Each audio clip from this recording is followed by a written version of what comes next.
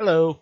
So this section, let's talk about what you should do. Again, these are takeaways that I'm hoping that you keep in mind as you do this course and additional courses going forward. So, number one, you should set up your own lab. I mean, that's what you're here for, right? This is what this course is all about. We're going to set up a lab. We're not going to go into how to exploit these vulnerable applications at this point. I think that's just a whole new set of videos that I'll create at some point down the road. But for now, you want to set up your own lab. And I kind of hit on this earlier where you want to have a nice controlled environment where you could do your pen testing.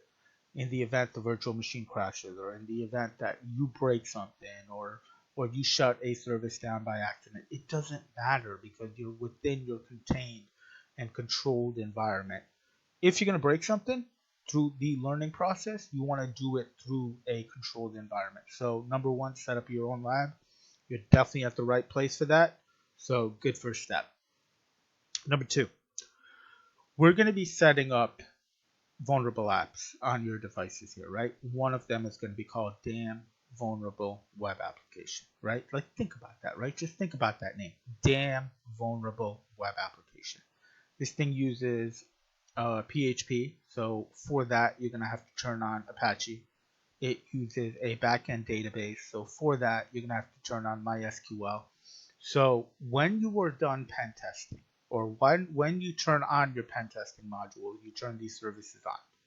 When you're done with your pen testing, you need to make sure you turn these services off, especially if your machine is external facing and connected to the internet. So think about what you're doing. If you're going to turn something on, turn it off at the end of the day. And your VM, make sure you turn that off at the end of the day as well. Number three, segregate your network from the outside world. So just my story here, I have a computer that I have set up that remains on a segregated network, very limited inbound and very limited outbound connection. And I turn off my services every night, but even in the time that I'm hacking, why? Why do they need to be open to the outside world? I don't ever want to even accidentally put myself in a situation where I'm accidentally hacking a true website rather than a controlled environment. So segregate the network, close it off if you can. You can simply turn off your Wi-Fi after you get everything set up. Turn off your Wi-Fi or unplug your Ethernet cable, because once we've got this virtual machine set up, it'll all run within a contained environment, and it'll be a local server, local services running, so it'll all happen contained. So segregate from the outside world. The next two, take your time trying to exploit and research what you don't understand. So you're going to have a lot of tools with Kali Linux, right? 600 plus actually, and we'll go into that. You want to learn what you're doing and conceptually understand why it worked or why it didn't. So my advice to you, research what you don't understand. If you're able to hack something and you're successful, excellent. I'm proud of you. I'm very happy for you. But you need to go out and research why it worked. If you go out and find that it didn't work, then you need to go out and research why it didn't work. So obviously, if it didn't work, you'll go research and you'll figure it out, right? But if it did work, why do you want to go out and do additional research? You should feel like the boss at that point, right? Well, the reason is because not all environments are going to be the same. The hacking that you've done in the vulnerable environment may not be the same type of vulnerability that you find in another environment, or the configuration might be different, or the authentication method might be different. So continue being successful, right? But when you are successful, understand conceptually what happened there and why it worked. So take your time trying to exploit, research what you don't understand. Think about remediation. So going back to my story about stealing credit card numbers and stuff, um, we you got to think back about what my boss said.